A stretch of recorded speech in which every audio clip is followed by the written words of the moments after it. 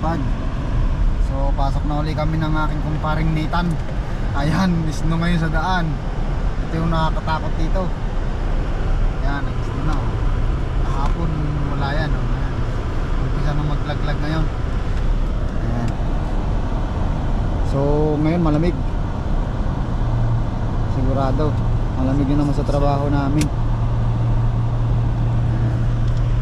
Ayan, nakakatakot din sa daan.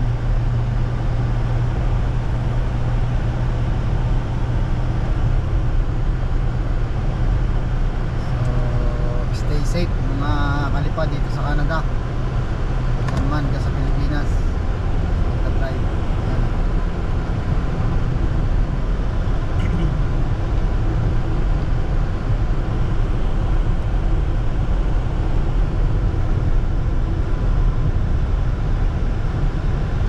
Pero pag ganito pare, wala nang natawid na deer pag ganyan.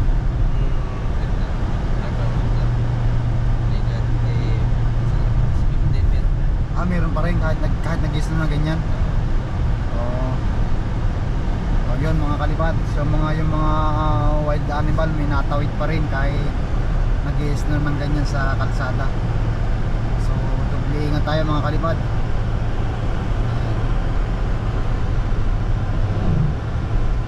Yan huwag yung pasalubong kayo ng truck na malaki.